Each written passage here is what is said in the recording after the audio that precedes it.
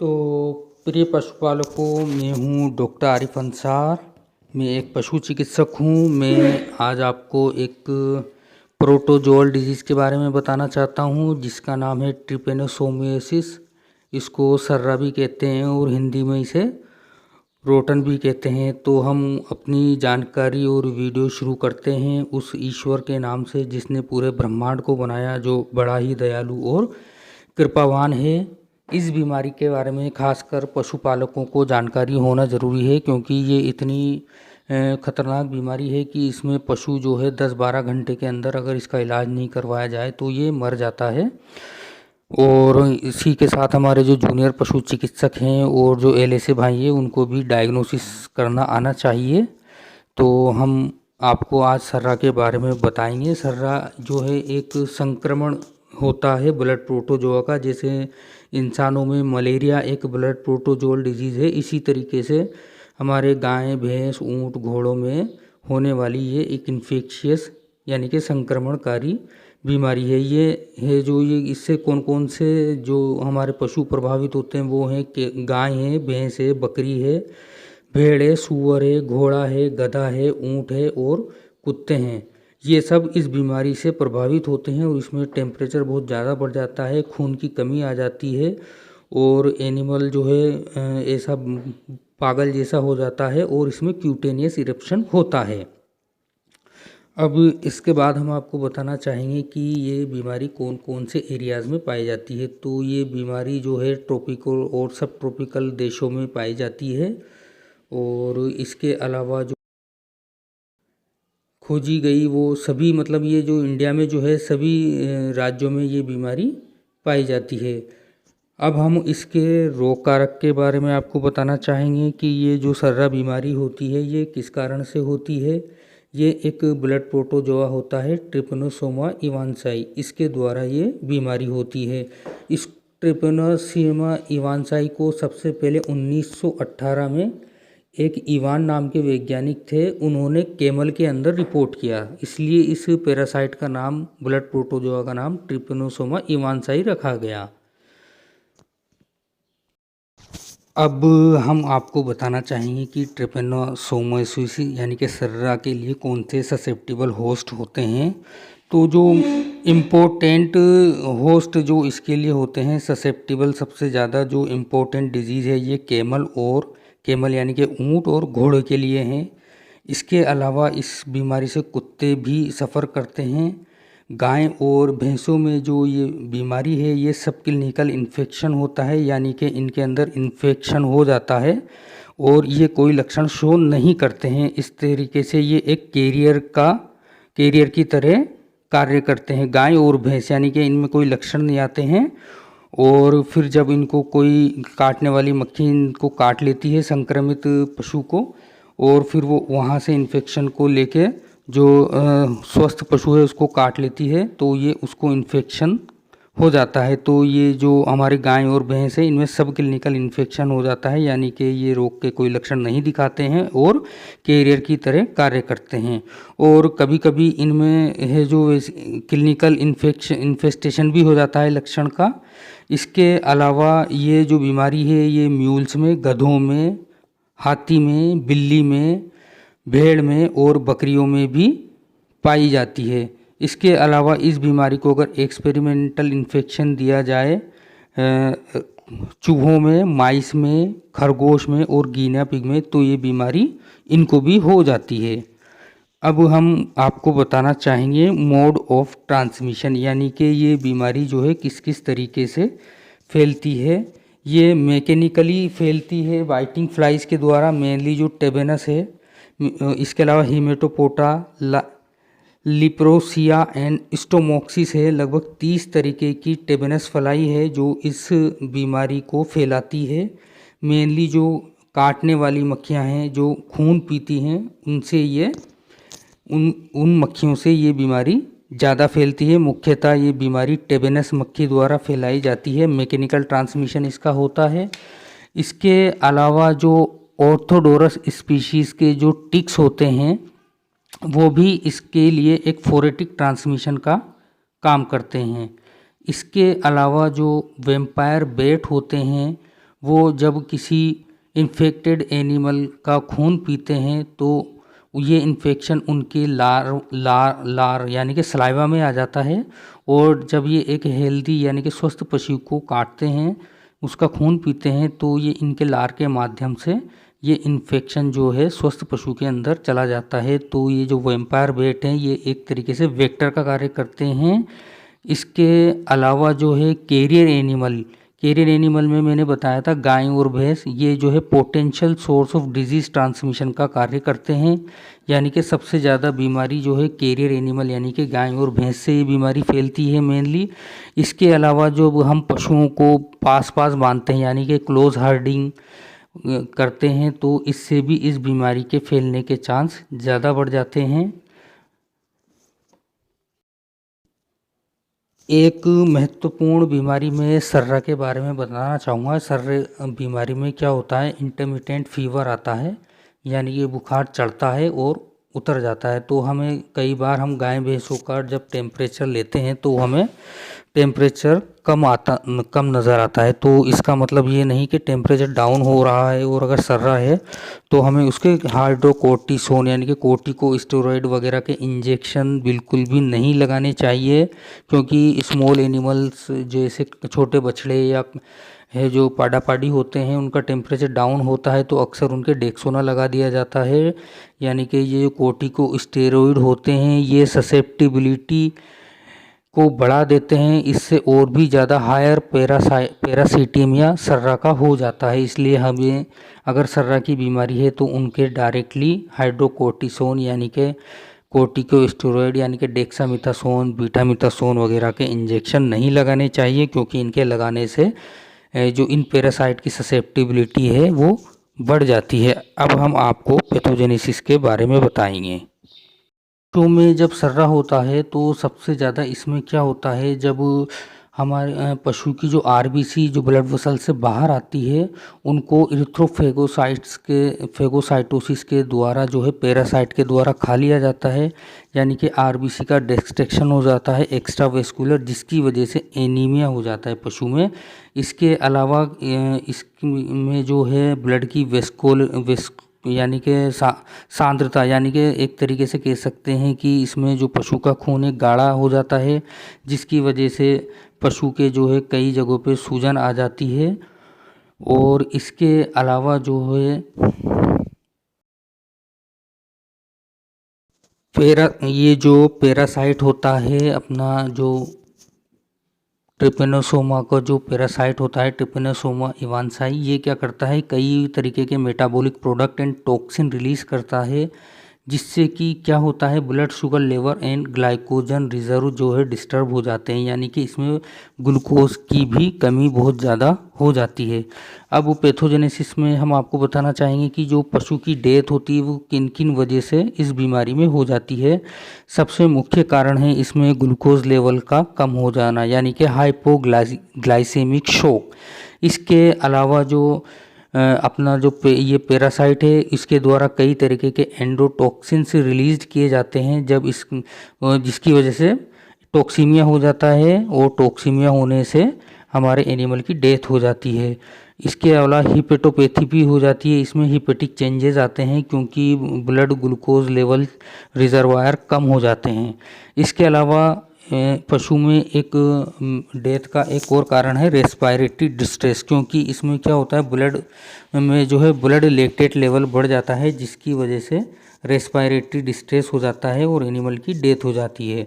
इसके अलावा एक और वजह है जिसकी वजह से पशु की डेथ हो जाती है सर्रा में, वो है arrested erythrocyte production due to liberated toxins, यानी कि जो टॉक्सिन्स जो ये इसका पैरासाइट निकालता है उसकी वजह से आरबीसी का बनना बंद हो जाता है और पशु की एनीमिया की वजह से डेथ हो जाती है। तो अब हम बात करते हैं क्लिनिकल फाइंडिंग्स, यानी कि क्या क्या लक्षण जब किसी गाय या भैंस में ये सर्रा की बीमारी हो जाती है तो क्या क्या लक्षण नज़र आएंगे। जहाँ जो एंडेमिक एरिया यानी कि जिस खास एरिया में ये बीमारी पाई जाती है गाय और भैंसों की अगर हम बात करें तो वो एक कैरियर की तरह कार्य करते हैं, यानी कि उधर सब क्लिनिकल इन्फेक्शन हो जाता है। लेकिन रहता है, लेकिन कभी कभी क्या होता है, या तो स्ट्रेस के कारण या इंटर करंट इन्फेक्शन के कारण, या कभी कभी जानवर भूखा रह जाता है, कोई और बीमारी की वजह से भूखा रह जाता है, या कमजोरी की वजह से, तो फिर ये जो कैरियर हैं इनके अंदर भी लक्षण शो होने लग जाते हैं। तो गाय और भैंसों में जो है ये बीमारी दो रूपों में पाई जाती है, एक्यूट फॉर्म और क्रोनिक फॉर्म। एक्यूट फॉर्म का मतलब है एकदम से ही हो जाती है और टेम्परेचर बहुत ज़्यादा इसमें बढ़ जाता है, 105 से 106 डिग्री फ़ारेनहाइट तक इसमें बुखार बढ़ जाता है। सर्कलिंग मूवमेंट होती है, यानी कि पशु एक चक्कर के रूप में घूमता है, जब वो चलता है तो सर्कल बनाता हुआ चलता है। इनकोऑर्डिनेशन हो जाता है, यानी कि उसके चलने में असंतुलन रहता है, लड़खड़ाता हुआ वो पशु चलता है, और वो अपने सिर को, जब वो खड़ा होता है किसी दीवार के पास, तो अपने सिर को जो है उस पर रख देता है, उस पर जोर डाल देता है। इसके साथ साथ अंधापन उसमें आ जाता है, और कन्वल्जन यानी कि जो मसल्स हैं उनमें जो है अनैच्छिक रूप से है जो संकुचन और रिलैक्सेशन होने लगते हैं, और लास्ट में एनिमल मर जाता है। और क्रोनिक फॉर्म में क्या होता है, इंटरमिटेंट फीवर आता है, यानी कि बुखार बढ़ता भी है और फिर बुखार वापस से सब नॉर्मल हो जाता है। पशु को जो है भूख है जो कम लगती है, इसके अलावा मिल्क का प्रोडक्शन कम हो जाता है, और पशु का जो है वज़न कम होने लग जाता है, और पशु में खून की कमी होने लगती है। और गाय और भैंसों में जब सब क्लिनिकल इन्फेक्शन होता है तो क्या होता है, क्रोनिक फॉर्म में क्या होता है कि इसमें एनिमल जो है लगातार चारा पानी खाता रहता है, और जब तक खाता रहता है, जबकि उसमें पेरिफेरल सर्कुलेटरी फेल्योर डेवलप नहीं हो जाता है, और वो फिर उसके बाद पशु जो है एकदम से दम तोड़ देता है। इस जो बीमारी है यानी कि सर्रा, इसकी जो कोर्स रेंज है वो 30 दिन से 96 दिन तक है। किसमें, बफेलो के जो बछड़े होते हैं यानी कि पाडियों में, और जो क्रॉस ब्रीड गायें होती है उनके जो बछड़े होते हैं उनमें इनका कोर्स जो है 22 से 40 दिन का होता है। गायों में जो है भैंसों से थोड़े अलग लक्षण आते हैं, तो हम पहले गायों की बात कर लेते हैं। इसमें क्या होता है, टेम्परेचर बढ़ जाता है, सुपरफिशियल लिम्फ नोड में सूजन आ जाती है, पशु जो है इमेसिएटेड यानी कि दुबला पतला हो जाता है, धीरे धीरे उसके अंदर कमजोरी बढ़ जाती है और खून की कमी हो जाती है, और जब तक उसमें पेरिफेरल सर्कुलर फेलियर नहीं होता तब तक जो है गायें चारा खाती रहती है।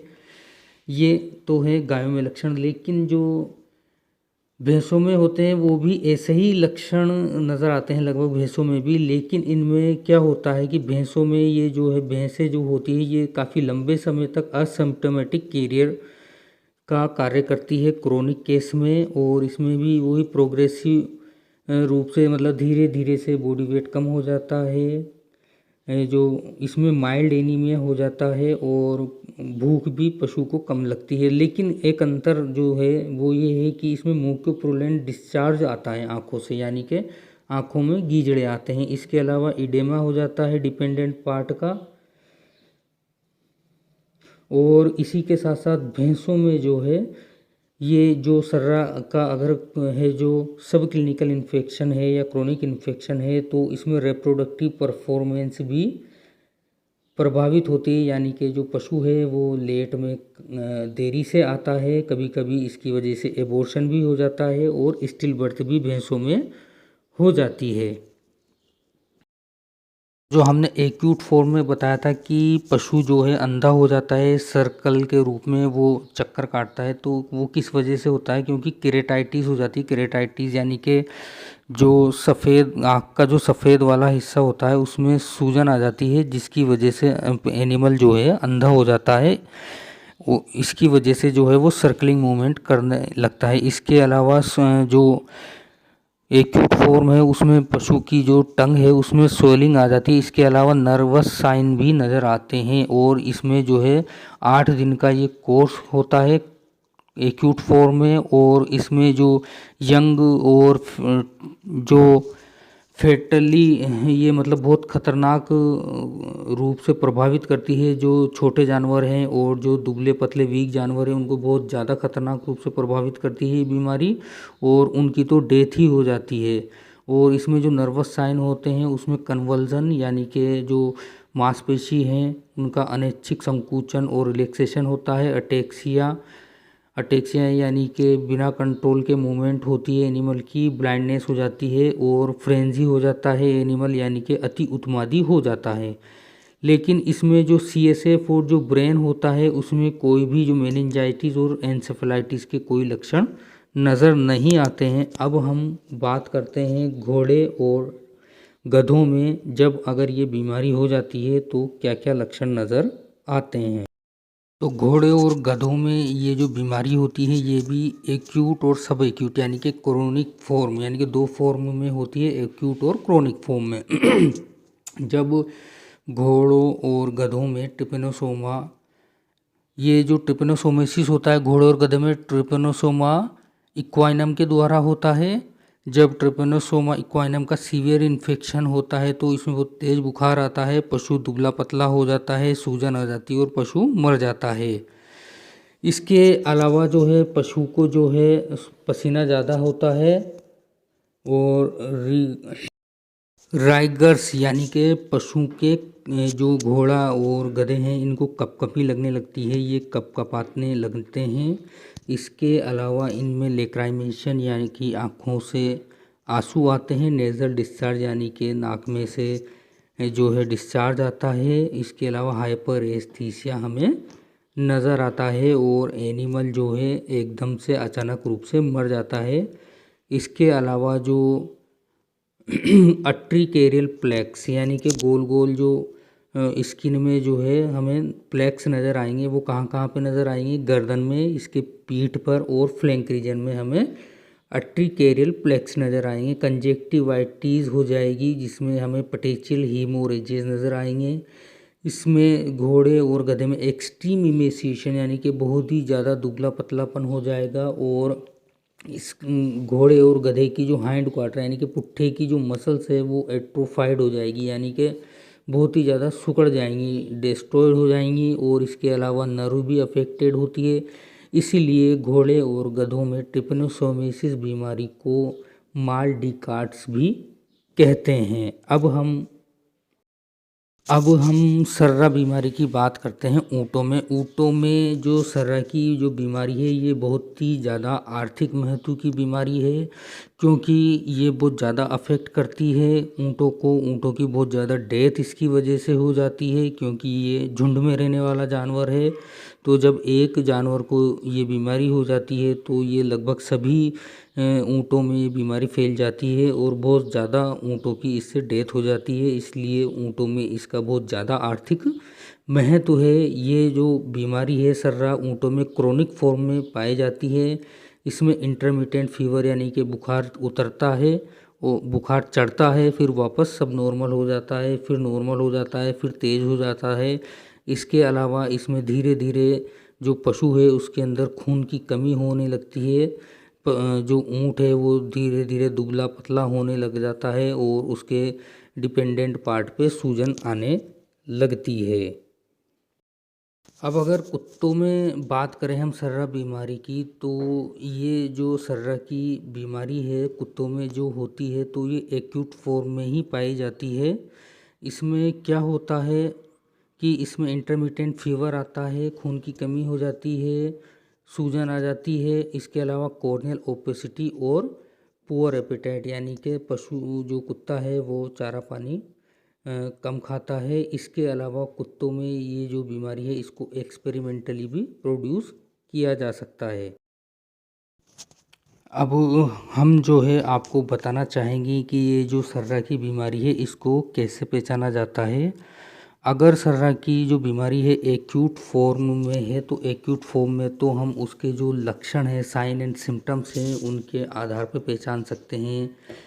क्योंकि एक्यूट फॉर्म में हमें जो लक्षण है वो प्रोमिनेंट नज़र आते हैं, जैसे सर्कलिंग मूवमेंट, इनकोऑर्डिनेशन और ब्लाइंडनेस, कन्वल्जन, इस तरीके से, और बहुत तेज़ जो है बुखार का आना। तो इस तरीके से हम साइन एंड सिम्टम्स के आधार पर पहचान सकते हैं सर्रा को, लेकिन ये जब होगा जब वो एक्यूट फॉर्म में होगा। लेकिन अगर क्रोनिक फॉर्म में जो सर्रा की बीमारी है वो गाय, भैंस, ऊंट, घोड़ा, गधा में अगर ये जो बीमारी क्रोनिक फॉर्म में है तो इसके लिए हमें फिर लैब का सहारा लेना पड़ेगा। तो हम इसमें क्या कर सकते हैं, ब्लड की जो ब्लड सैंपल लेंगे, ईयर वेन से ब्लड सैंपल लिया जाता है, क्योंकि ये जहाँ पर ब्लड का फ्लो कम होता है वहाँ पर ये पैरासाइट इकट्ठा हो जाता है। तो ईयर वेन से हम ब्लड सैंपल लेके ब्लड की फिल्म बनाएंगे, स्लाइड पे रख के जब हम उसको देखेंगे तो इसमें हमें पैरासाइट नज़र आएगा।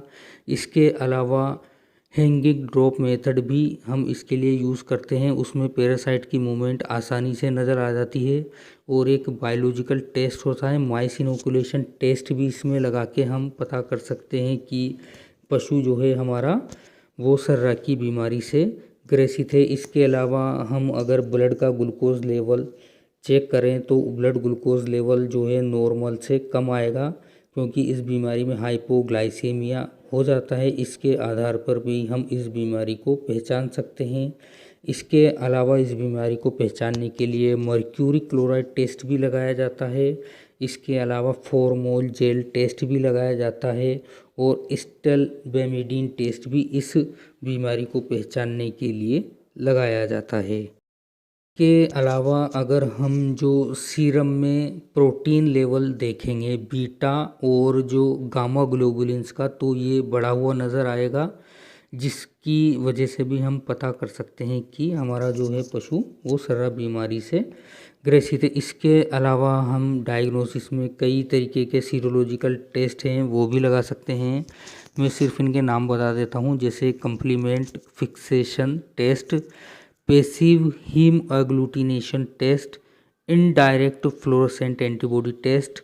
इसके अलावा एंजाइम लिंक्ड इम्यूनोसॉर्बेंट एसे यानी कि एलाइजा और पॉलीमरेज चेन रिएक्शन टेस्ट यानी कि पीसीआर के माध्यम से भी इस बीमारी का हम ब्लड सैंपल लेके पता कर सकते हैं कि हमारा पशु सर्रा से ग्रसित है या नहीं है। तो अब हम आपको बताना चाहेंगे जो हमारे जूनियर पशु चिकित्सक हैं और जो एलएसए भाई है उनको खासकर ट्रीटमेंट के बारे में। तो ट्रीटमेंट में जो है सबसे पहले हम क्यूनापायरामीन सल्फेट, ये एक एंटीसाइड है, इसको क्यूरेटिव यानी कि ट्रीटमेंट के रूप में यूज़ किया जाता है। ऊँटों में, भैंसों में और सुअरों में इसकी डोज रेट होती है 4 मिलीग्राम पर केजी बॉडी वेट के हिसाब से इसको लगाया जाता है। इसी तरीके से क्यूनापायरामीन प्रोसाल्ट यानी कि ट्राइबेक्सिन के नाम से आता है, इसको यूज़ किया जाता है गायों में और घोड़ों में ट्रीटमेंट के रूप में, यानी कि क्यूरेटिव एंड प्रोफाइलेक्टिक यानी कि इसको बचाव के रूप में भी यूज़ किया जाता है। इसका जो डोज रेट होती है वो 3.5 मिलीग्राम पर केजी बॉडी वेट होती है। इसी की तरीके से हम जो है डायमेनिजिन एसिचुरेट, जो कि मार्केट में जो है बेरीनिल और नीलबेरी के नाम से आता है, इसको हम केटल में, बफेलो में, पिग और डॉग में जो है 8 से 10 मिलीग्राम पर केजी बॉडी वेट के हिसाब से लगा सकते हैं। इसी के साथ जो आइसोमेटामीडियम जो है, आइसोमेटामीडियम नाइजोम के नाम से आता है, इसको 0.25 मिलीग्राम पर केजी बॉडी वेट के हिसाब से लगाया जाता है। और मैं बताना चाहूँगा डायमेनिजिन एसिचुरेट यानी कि बेरीनिल को जब भी लगाया जाता है वो डीप आईएम लगाया जाता है। अब हम पशुपालक भाइयों को बताना चाहेंगे कि इस बीमारी को कंट्रोल कैसे किया जा सकता है। कंट्रोल करने के लिए सबसे पहला तो ये है कि हम पशुबाड़े में ज़्यादा भीड़ भाड़ ना करें, है ना, ज़्यादा भीड़ भाड़ ना करें और क्राउडिंग ना करें, उससे भी ये इस बीमारी के फैलने के चांस ज़्यादा हो जाते हैं। इसी के साथ हम हमारे पशुओं को हेल्दी एंड बैलेंस डाइट यानी कि पूरा अच्छे से राशन देंगे। इसके अलावा मक्खी मच्छर का कंट्रोल हम करेंगे, क्योंकि ये काटने वाली मक्खियाँ होती हैं, इन्हीं की वजह से ये बीमारी ज़्यादातर फैलती है। ज़्यादातर ये जो बीमारी है वो सर्दी के सीज़न, मानसून और रेनी सीज़न में होती है, इसलिए हमें जो मक्खी मच्छर का हमें कंट्रोल करना चाहिए। इसी के साथ साथ हाइजीन और सैनिटरी मेजर्स अपनाने चाहिए, यानी कि साफ़ सफाई हमें पशुबाड़े में रखने चाहिए और हमें इस बीमारी को जल्दी से जल्दी पहचान लेना चाहिए और पहचान के जो हमें जो संक्रमित पशु है उसको आइसोलेशन यानी कि पृथक कर देना चाहिए, और जो संक्रमित पशु है उसका जल्दी से जल्दी हमें इलाज करवा लेना चाहिए। इसी तरीके से जो क्यूनापायरामीन यानी कि जो सुर्रामीन आता है, तो इसका हमें प्रोफाइलेक्सिस के रूप में एंडेमिक एरियाज़ में हमें उपयोग करना चाहिए ताकि ये बीमारी ज़्यादा ना फैले। अब इसी के साथ साथ हमें सपोर्टिव ट्रीटमेंट में क्या देना चाहिए, तो इसमें हमें पशु के वज़न के हिसाब से 25% वाला डेक्सट्रोज उसकी नस में चढ़ाना चाहिए। इसी के साथ साथ हमें liver extract with vitamin B complex के इंजेक्शन IM लगाने चाहिए, क्योंकि इसमें नर्वाइन डिसऑर्डर आते हैं, इसलिए न्यूरोकाइंड यानी कि मेथाइलकोबालेमिन के इंजेक्शन भी हमें लगाने चाहिए। और इसमें ख़ास ध्यान रखना चाहिए इस बात का कि चूँकि इसमें इंटरमिटेंट फीवर होता है, यानी कि बुखार ज़्यादा हो जाता है, फिर नॉर्मल हो जाता है, फिर सब नॉर्मल हो जाता है, तो हमें कभी भी इसमें सब नॉर्मल टेम्परेचर की स्थिति में कोर्टिकोस्टेरॉइड यानी कि डेक्सामेथासोन, बीटामेथासोन वगैरह नहीं लगाना चाहिए, क्योंकि इससे पैरासीटीमिया हो जाता है, यानी कि पैरासाइट की जो ससेप्टिबिलिटी है पशु के लिए वो और भी ज़्यादा बढ़ जाती है। तो अगर हमने डेक्सामेथासोन वगैरह टेम्परेचर कम होने की स्थिति में ये लगा दिया तो पशु मतलब जो है और ज़्यादा इससे ग्रसित हो जाएगा। और इसी के साथ साथ अगर हमें टेम्परेचर कम मिलता है तो हम जो है कैल्शियम का इंजेक्शन भी हमें लगाना चाहिए। और अगर हम जब जाते हैं इलाज करने के लिए और अगर हमें पशु को बहुत ज़्यादा बुखार हमें मिलता है, तो फिर हमें पशु को जो है मेलोक्सिकेम पैरासीटामोल का इंजेक्शन भी उसके वज़न के हिसाब से हमें लगाना चाहिए। जिस तरीके से मैंने आपको बताया कि बेरेनिल का इंजेक्शन जो है वो डीप IM लगता है, इसी तरीके से जो क्यूनापायरामीन का इंजेक्शन है ये सबकट लगता है, और आइसोमेडामीडियम का जो है इंजेक्शन है जो वो है IM लगता है, और सुर्रामीन का जो इंजेक्शन है जो कि नेग्लोनिया एंट्रीपोल के नाम से आता है, जिसकी डोज रेट 12 मिलीग्राम पर kg बॉडी वेट है, वो जो है IV हमें यानी कि नस में हमें लगाना चाहिए। हम हमारे जो जूनियर पशु चिकित्सक और LSA भाई हैं उनको बताना चाहेंगे कि सर्रक की बीमारी में डिफरेंशियल डायग्नोसिस क्या क्या होता है, यानी कि विविधात्मक पहचान, यानी कि ये जब बीमारी हो जाएगी किसी पशु में तो ये और कौन कौन सी बीमारियों इससे संबंधित और कौन कौन सी बीमारियों में सर्रा के जैसे लक्षण आते हैं। उसमें एक होता है मेनिंजाइटिस, एक होता है एन्सेफेलाइटिस, और इसी के साथ साथ होता है विटामिन B1 की कमी यानी कि बेरी रोग। इन बीमारियों में भी सर्रा के जो एक्यूट फॉर्म है इसी की तरीके से लक्षण नज़र आते हैं, इसलिए हमें इस बीमारी का लैब में टेस्ट ज़रूर करवाना चाहिए ताकि इस बीमारी को पहचाना जा सके और पहचान सकें और हम अपने पशु की जान जो है समय पे बचा सकें। इसी के साथ साथ हमने पशुपालकों को बताया है कि पशुओं में अब सेंसर चिप लगाई जाएगी। हमारे YouTube चैनल पे आप इसके बारे में पूरी डिटेल से देख सकते हैं। इसके लिए जो केंद्रीय भैंस अनुसंधान संस्थान है जो कि हरियाणा हिसार में है, उस पर जो है कई इंजीनियरिंग के वैज्ञानिक और हमारे वेटनरी के वैज्ञानिक मिलकर इस पे काम कर रहे हैं। इसके लिए 15 करोड़ का बजट पास किया गया है। इसी के साथ साथ हमने हमारे YouTube चैनल पे बताया है कि पशुओं में टीकाकरण जो है क्यों फेल हो जाता है। जब हम किसी बीमारी के खिलाफ कोई वैक्सीन लगा देते हैं, जब भी वो बीमारी हो जाती है, इसका क्या कारण है इसके बारे में अच्छे से समझाया गया है। इसी के साथ साथ हमारे YouTube चैनल पे बताया गया है कि पशुओं में टीकाकरण के दौरान क्या क्या विपरीत स्थितियाँ उत्पन्न हो सकती हैं, उसके बारे में हमें सावधानियाँ रखनी चाहिए। इसी के साथ साथ हमारे YouTube चैनल पर हमने बताया है कि टीकाकरण करते समय क्या क्या सावधानियाँ रखनी चाहिए, क्या क्या सावधानियाँ नहीं रखनी चाहिए, क्या क्या सावधानियाँ रखनी चाहिए ताकि हमारा टीकाकरण जो है सफल रहे। इसी तरीके से जो गाय भैंस जो पशु ज़्यादातर चरने जाते हैं उनमें लीवर फ्लूक ज़्यादा हो जाते हैं, इसलिए उन्हें लीवर फ्लूक की दवाई हर 3 महीने में देनी चाहिए और बदल बदल करके देनी चाहिए। एक बार पेट के कीड़ों की दवाई तो एक बार लीवर फ्लूक की दवाई देनी चाहिए। इसी तरीके से हमने अपने यूट्यूब चैनल पे बताया है कि पशु बार बार फलाने पर भी फलता नहीं है, यानी कि वो बार बार जाग पे आता है फिर भी ज्ञापन नहीं हो पाता है। ऐसा क्यों होता है? इसी के साथ साथ हमने बताया है कि दूध उत्पादन बढ़ाने की प्रथम सीढ़ी क्या है, यानी कि अगर हम ज़्यादा दूध उत्पादन बढ़ाना चाहते हैं तो हमें सबसे पहले क्या कार्य करना चाहिए। इसी के साथ साथ हमने पशु या की फूल यानी कि बच्चेदानी जब बाहर आ जाती है तो हमें क्या क्या सावधानियां रखनी चाहिए। इसी तरीके से हमने बताया है कि गाय या भैंस का जो बच्चा होता है वो फंस जाता है तो उसे निकालने का क्या तरीका होता है। इसी तरीके से हमने बताया है कि खुर पका, मुँह पका और फुट रोट में क्या अंतर होता है, दोनों में अंतर पहचानना बहुत ज़रूरी है। इसी तरीके से जो चरने वाले पशु है जैसे ऊँट है, भैंस है, बकरी है, ये जब चारे हरे चारे की कमी हो जाती है तो ये फूल बूटी खा के बीमारी से ग्रसित हो जाती है।